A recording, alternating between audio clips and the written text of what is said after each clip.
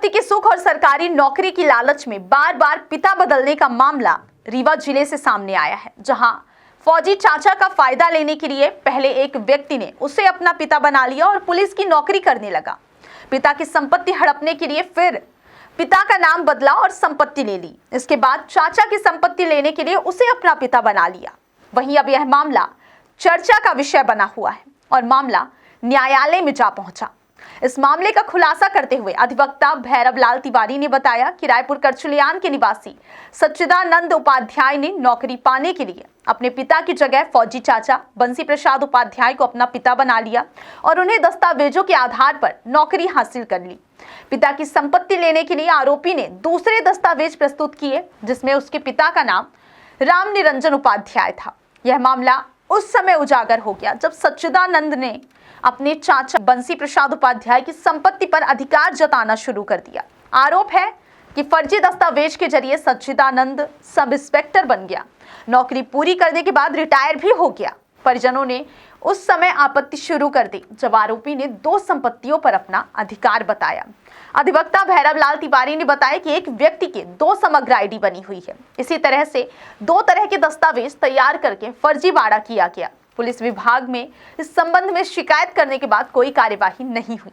इसके बाद न्यायालय के समक्ष इस बात की शिकायत की गई। अब न्यायालय के द्वारा सच्चिदानंद को आरोपी मानते हुए प्रकरण की कार्यवाही शुरू कर दी गई है। इंस्पेक्टर बन गए तो ये क्या मामला पूरा, ये क्या ऐसा है कि ये पूर्वा गांव और पड़रिया थाना रायपुर तहसील रायपुर करचुलियान का मामला है।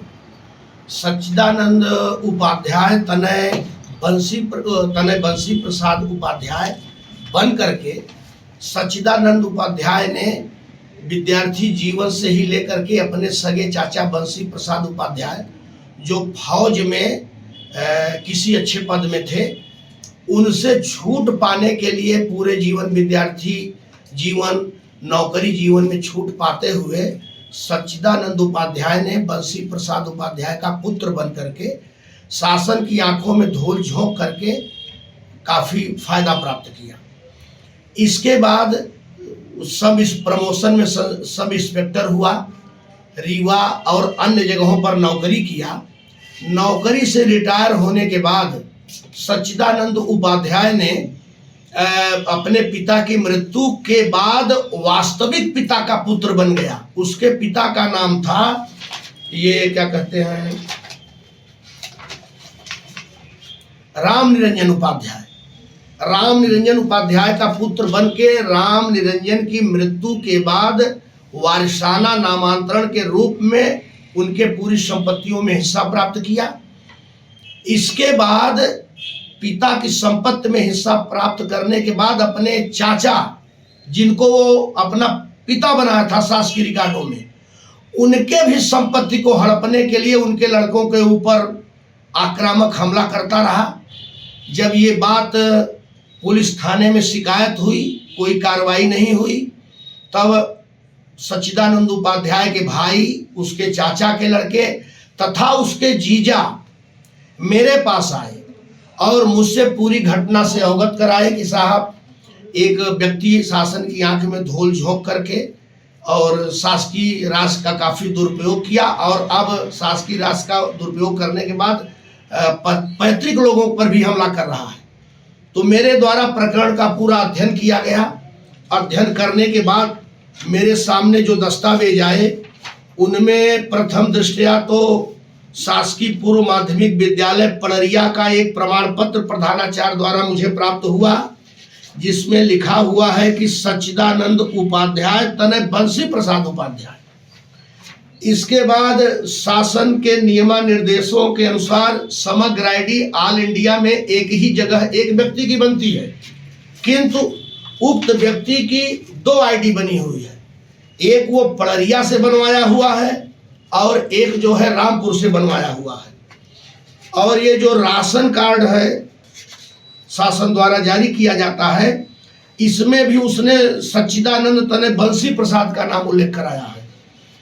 और भाइयों की संपत्ति को हथियाने के लिए तथा अपने जीजा की संपत्ति को हथियाने के लिए माननीय व्यवहार न्यायाधीश पंचम के यहाँ उसने एक सिविल सूट दायर किया और उस सिविल सूट में शपथ पत्र में बता रहा है कि मैं सच्चिदानंद उपाध्याय तनय राम निरंजन उपाध्याय का पुत्र हूं, और एक सिविल सूट मुकदमा उसने दायर किया। पिता की मृत्यु के बाद जो पैतृक संपत्ति थी वो भी उसके नाम आई। जब मैंने उसके सर्टिफाइड खसरे को निकलवाया तो उसमें भी पता चला कि ये तो राम निरंजन का लड़का है। जब पूरी बात मेरे समक्ष स्पष्ट हो गई कि यह राम निरंजन उपाध्याय का लड़का है और शासकीय दस्तावेजों में तथा शासकीय नौकरियों में अपने चाचा बंसी प्रसाद उपाध्याय जो फौज में थे उनसे बेटेज पाने के लिए दुरुपयोग किया है, तो मेरे द्वारा थाना प्रभारी विश्वविद्यालय के यहाँ इस आशय का एक आवेदन दिया गया कि एक फर्जी व्यक्ति शासन की आंखों में धूल झोंक करके शासन की काफी लंबी राशि आहरित किया, क्यों न इसके विरुद्ध आप प्रकरण पंजीबद्ध करें। किंतु थाना विश्वविद्यालय द्वारा कोई कार्रवाई नहीं की गई।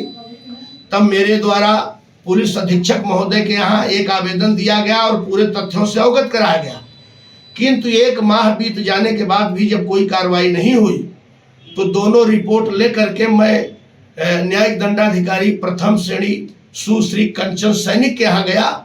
उनके यहाँ 3 साक्ष्यों को प्रस्तुत किया।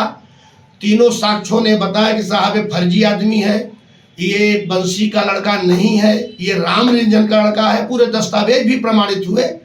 तब विद्वान न्यायालय ने पूरे प्रकरण को देखते हुए, प्रकरण की बारीकियों को समझते हुए कल दिनांक 3/12/2024 को सच्चिदानंद के विरुद्ध अपराध की धारा 420, 468, 467 और 471 के तहत प्रकरण पंजीबद्ध करके न्यायालय में उसको सम्मन जारी कर दिया है कि उपस्थित होकर के वो जमानत करे और अपनी बात को रखे। तो ये पूरा मामला क्या था? केवल ये अपने चाचा का उपयोग करना, जो वो फौज में थे जी, वो ये चाहता था कि आजकल क्या भारतीय सेना में नियम है कि जो फौज में फौजी होते हैं उनके जो परिवार के लोग होते हैं उनको शिक्षा में, ट्यूशन में, रेजिडेंस में, इवन शासकीय नौकरी में भी कुछ छूट मिलती है। तो उनके संपत्ति में भी हिस्सा लिए। हाँ, संपत्ति लेने का प्रयास किया, तभी तो हम यहाँ मुकदमा दायर कर दिया। तो संपत्ति तो पिता में मिल गई पर चाचा में नहीं मिली है। कुल मिला के नौकरी पा लिए वो। हाँ, नौकरी पाया, सब इंस्पेक्टर रहा और शासकीय राशि का दुरुपयोग किया है। तो समाज में मैं ये चाहूंगा कि ऐसे लोगों को बेनकाब किया जाए जो शासन की आंखों में धूल झोंक करके शासन के साथ इस तरह से छल छद्म कर रहे हैं, और इनके विरुद्ध प्रकरण पंजीबद्ध हो, गिरफ्तार हो, जेल जाए। और ऐसे लोगों को आम जनमानस में रहने की कोई आवश्यकता नहीं है। इनका अंतिम पड़ाव जेल में होना चाहिए।